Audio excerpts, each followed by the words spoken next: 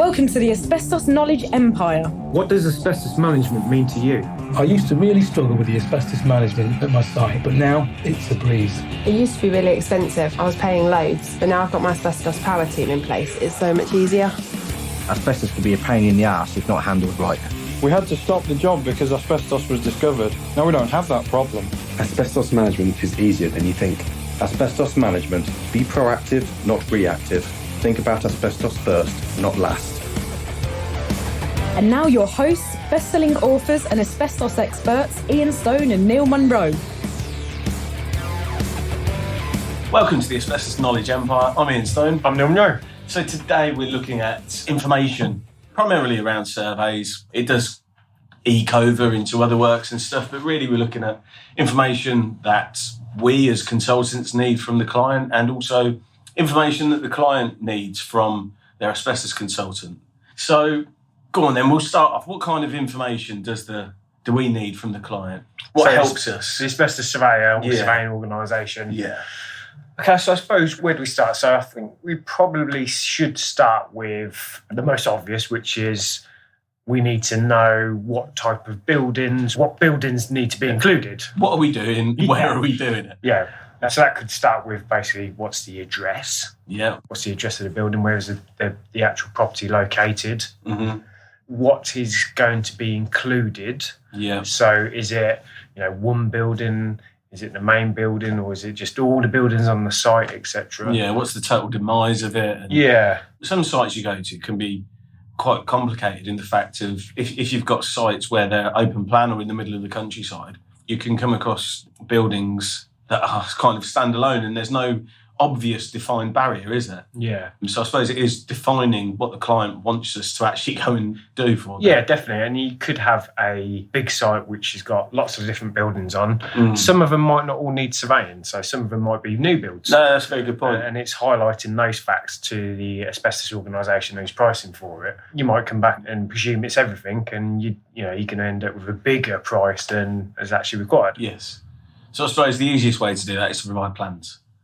Yeah. That's probably the easiest way because it's a definitive overview of, right, these are my buildings, this is what I want surveying. Yeah, or failing that, if you've got details of the buildings, sizes.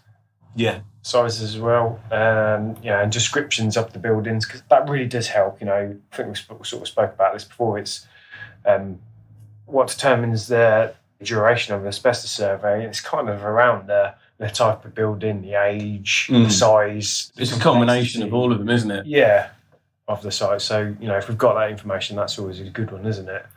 So I suppose also what we need to know is what type of survey, what is it you actually need? Yeah. So is it a management survey? Is it a refurbishment survey or demolition? No, it sounds obvious, but you'd be surprised in, how many times we get asked, can I just have a survey? Yeah.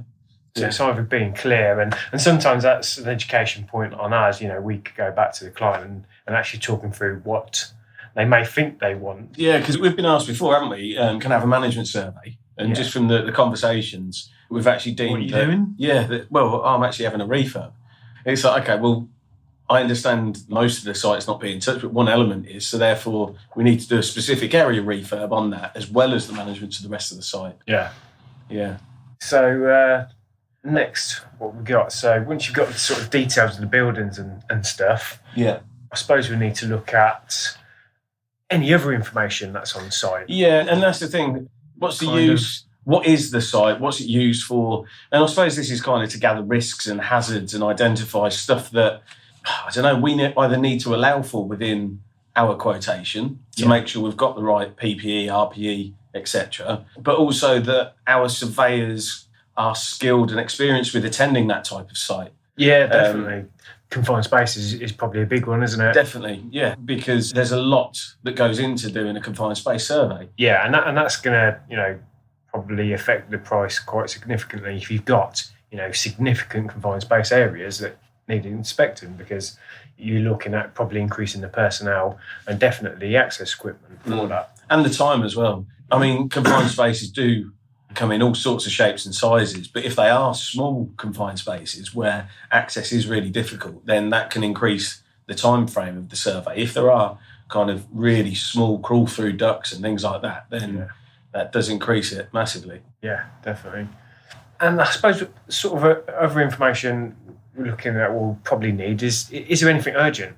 So that's always a good one, how urgently do you need these surveys carrying out? Is there any sort of like immediate emergency sort of inspection works that need to be carried out? So highlighting that at the front end is always really good, so we can sort of get on and help you with that. I suppose an obvious one is if you believe there is an issue on site or something like that, and will tell us, because then we can look at that first and foremost rather than waiting. Because for all you know, we might have planned to do that bit right at the very end of the survey. Exactly that. Especially if you're talking about multiple, buildings on site. It's starting at one point and working your way around. And if you're looking at a 2, 3, 4 week survey, obviously you don't want to wait a month to get the urgent information. No.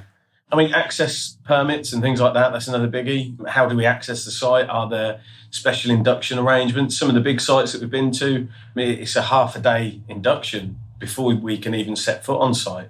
Do we need personnel to escort us around the site? Like I said earlier, is there any other specialist equipment? Are there any risks or hazards? I mean, we've done sites where we've surveyed properties and the surveyors have needed anti-static boots because there was risk of explosion in an aerosols factory, things like that. And it's difficult sometimes to eke that information out of a client because the clients see those risks and hazards every single day and it's all taken care of as far as they're concerned. Yeah. And it's easy to forget when everything's in order. Yeah. I mean, another obvious one is traffic management and stuff like that. If you've got large vehicles driving in and around, forklifts, all the rest of it, it's information on, are there pedestrian walkways? Do we need high vis? It's just literally anything. And it's kind of looking at your own procedures on what you do at site and giving that information to the surveying company is paramount, really. Yeah, sometimes we take for granted what we come with a kind of a standard PPE kit, don't we? Yeah. And, which includes kind of like high vis boots, protective eye gear, ear defenders. Mm-hmm. That's kind of a standard kit, isn't it, that we sort of go out with? Yeah.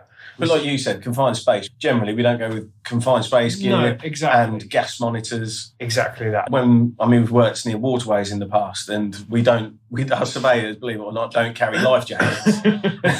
But we have carried life jackets and we have used life jackets. But that was when we've highlighted that risk because we've been working near water, on ships, things like that. Yeah.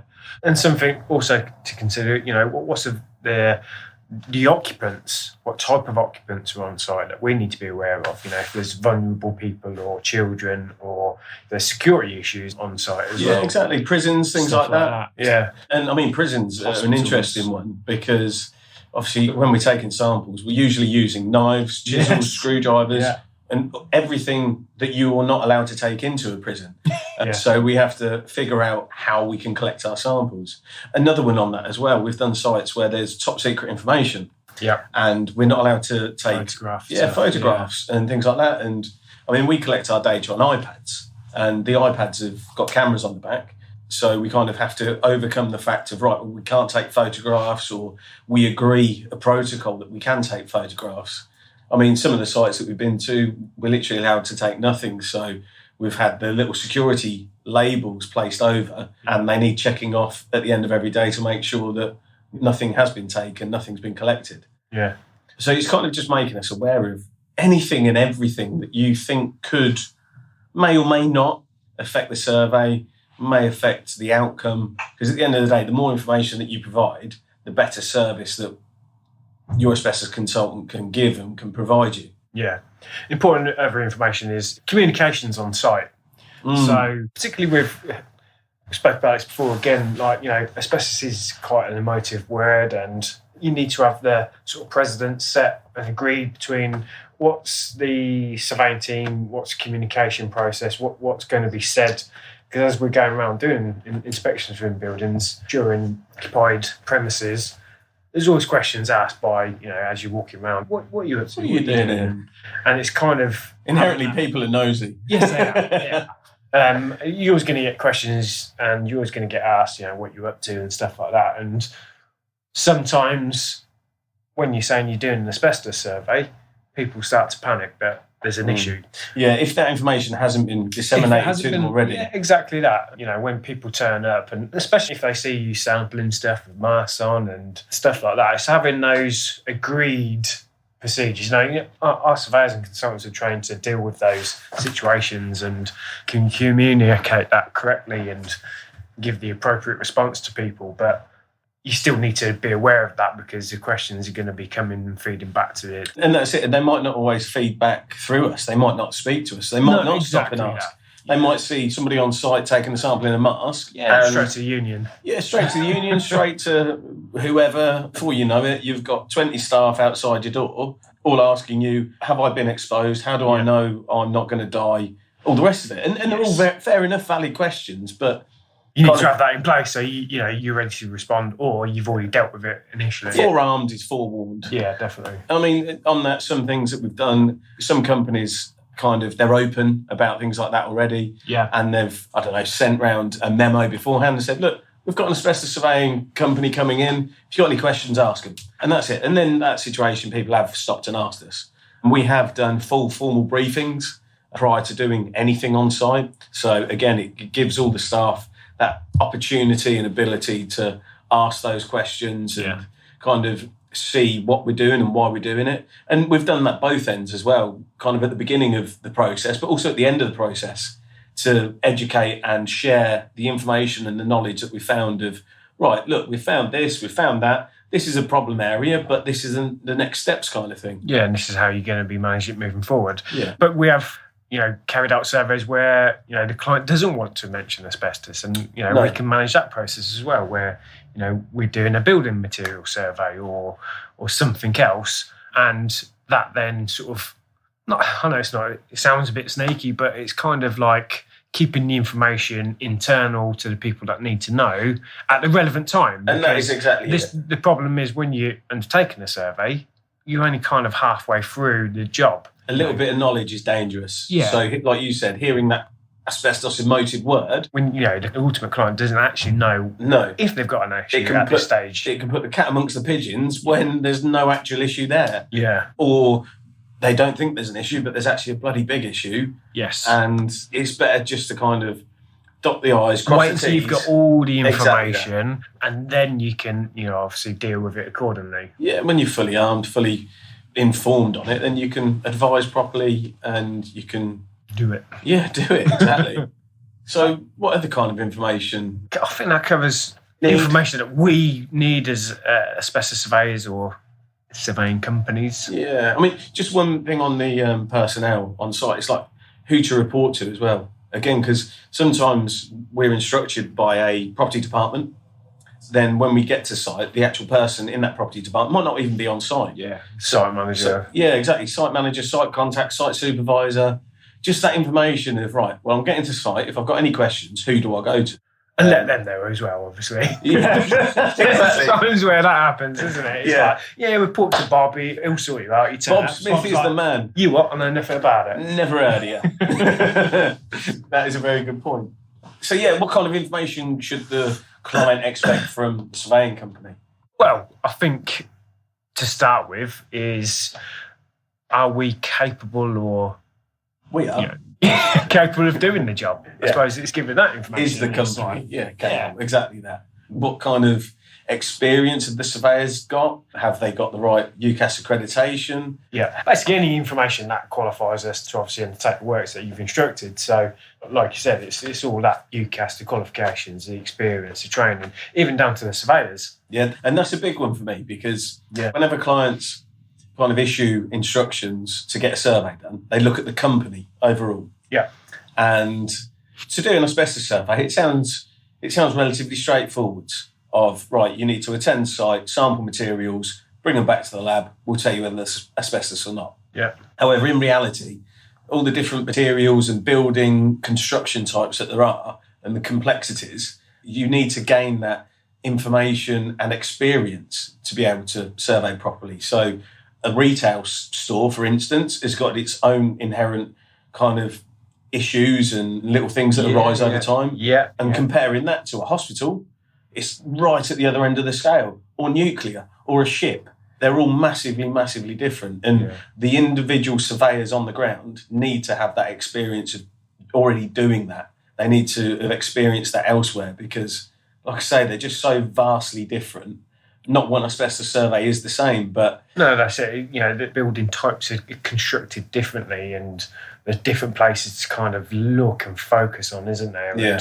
And particularly with the like refurbs and demolition, because of that construction difference, you've got to have the experience of getting into all those places and knowing where to look exactly where asbestos was used predominantly. So it is, really, really important point. I suppose you're also looking at kind of quality procedures as well. Yeah. If you've got evidence of that, that's a really good one. And I suppose, really, if you want to quantify, back that all up, is then looking at sort of references from previous clients. Yeah, we can do your job because we've done X, Y, and Z, which are exactly the same as yours. And here's the reference from client A, B, and C. Yeah. And at that point of getting a reference as well, I wouldn't just take the written reference as word. I would look to speak to one of those previous clients as well. Just have that chat, because having that conversation, you can always eke out more information and stuff.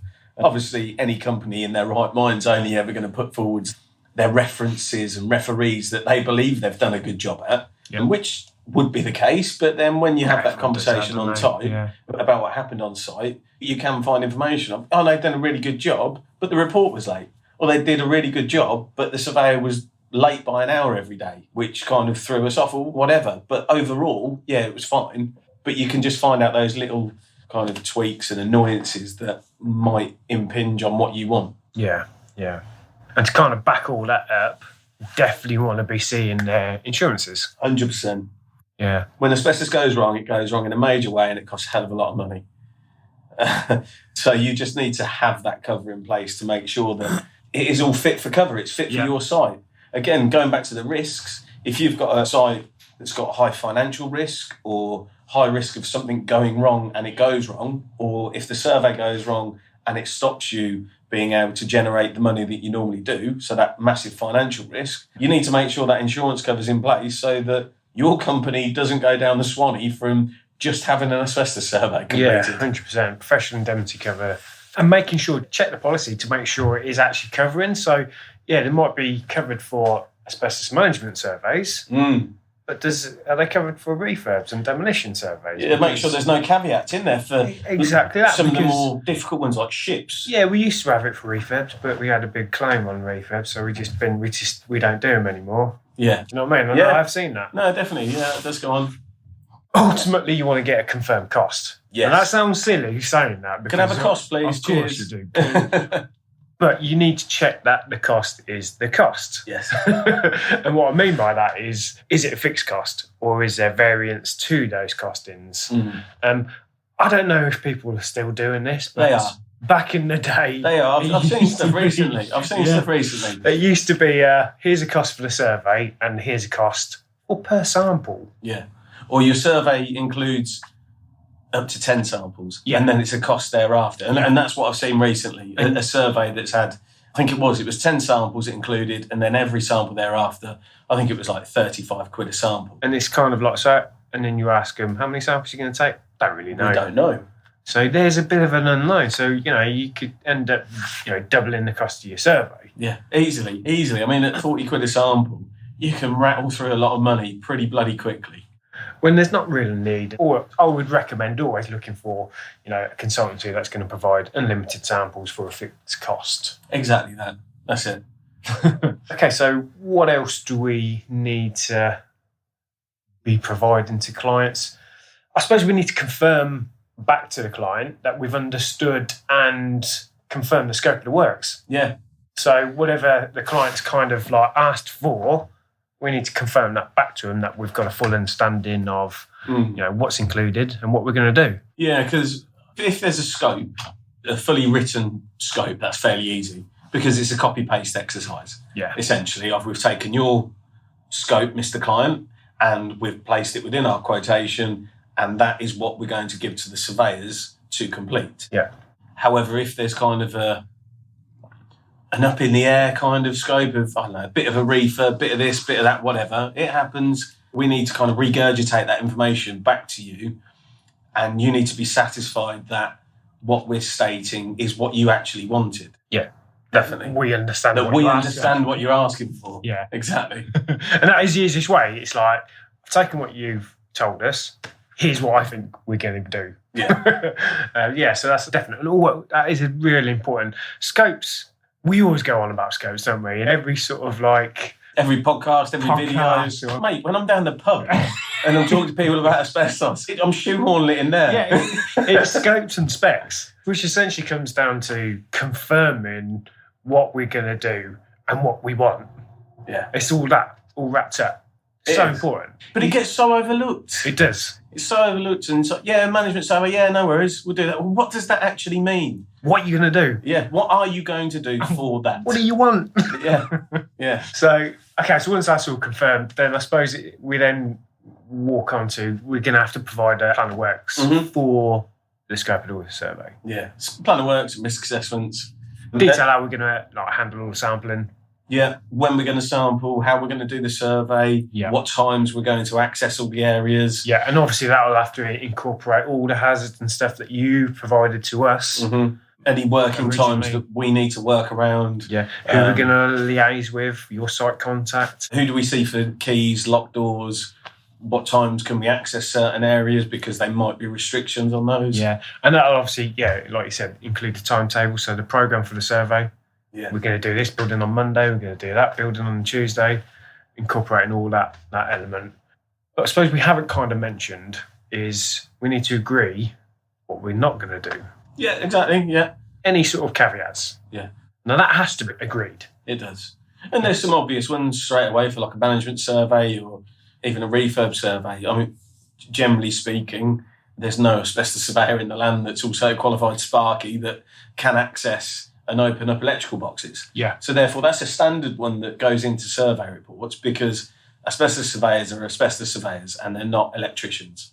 However, that can be got around and you can get an electrician to site. We've taken electricians that we know to site as well to assist with that survey. But as a caveat goes, that is a standard one. Yeah, electrics, live plants, lifts, lift motors. Yeah, the lift shaft. What else? High level as well sometimes. Yeah. Well, going back to the ones we said, like confined space. Yeah. Things like that. It's like if you know they're confined spaces and you're satisfied, you're happy that you don't need that information because nobody accesses it, then they can be agreed prior.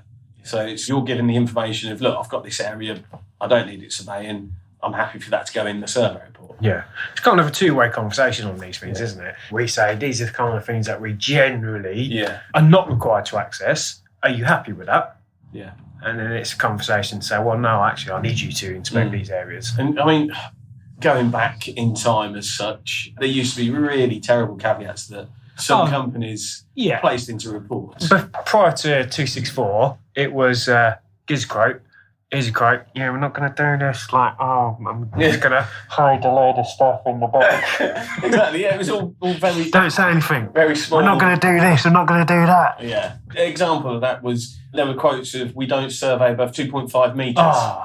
Like, it's ridiculous. What's the actual... I know. Like, we're asbestos surveyors and we're not going to survey above 2.5 metres. It's ridiculous. Yeah. But that's what used to go into some reports. Yeah. To put that in perspective, it's like, I'm going to come into this office, I'm not going to go above that ceiling, where potentially all the asbestos is. Yeah. It's an obvious place where there could be a lot of asbestos. Yes. And that's excluded straight away from your information. Unbelievable. Absolutely madness. So yeah, caveats is a big one. Yeah. And again, that's one to check when the report comes through. Yeah. Just there's none that are... No sneaky ones. No. If there are caveats that are produced on site and do happen on site, well, at that point, you should be notified of them by the surveyor. So you or your representative should be notifying that, look, I couldn't get into this area because of X. And that could be as simple as, I couldn't get into a store cupboard because I couldn't find the key. Have you got the key? No. And you're happy that the key's, I don't know, the key's on holiday with Jeff. Yeah. So therefore, fair enough, you're not getting in there, and that goes into the report. Yeah.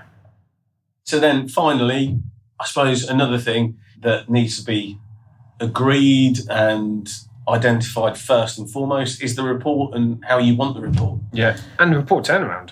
Yes, yeah, turnaround and how it's designed and what information it's got within it. Yeah, it's like, lots of clients don't ask, and like, how long am I actually going to have to wait for this report? We can get out to site tomorrow, but you're not going to get your report for 3 months.